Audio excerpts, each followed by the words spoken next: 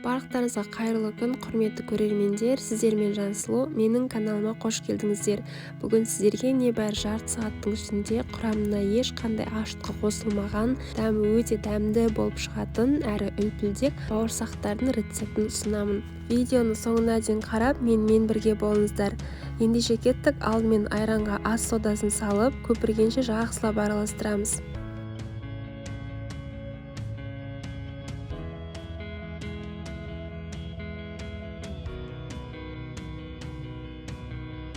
Айранымыз көпіріп болған соң, үстіне 1 шай қасық тұз, 3 ас қасық қант, 3 ас қасық сұйық май құйып араластырамыз.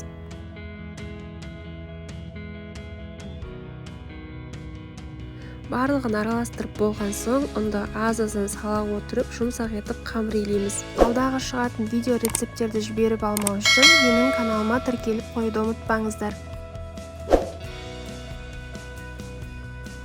Қамырдың басы бірігіп, қолыңызға жабысып жатса, азырақ сұйық май құйып жіберіп, үйуін қандырсаңыздар болады.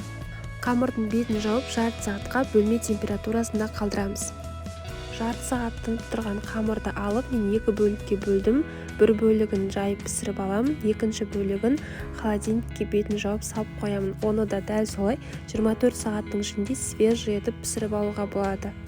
Қамырды байқағандарыңыздай сұйық маймен жайдым және қалыңдығын жұқа етіп жайыңыздар, себебі ашытқысыз жасалынған бауырсақ болғандықтан қалың етіп кесілсе, пісіргенде арасы шикі болып қалуы мүмкін.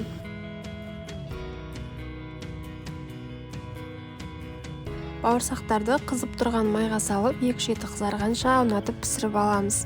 Майымыз қатты қызып кетпесін, қызып кетсе бауырсақтарымыз тез пісіп, арасы шикі болып қалады. Осымен біздің дәмі керемет болып шығатын үлпілдек бауырсақтарымыз дайын. Видеоның соңына дейін қарағандарыңызға рахмет. Сіздер де міндетті түрде жасап көріңіздер, ұнайды деген ойдамын. Сіздермен болған Жансұлу, келесі кездескенше.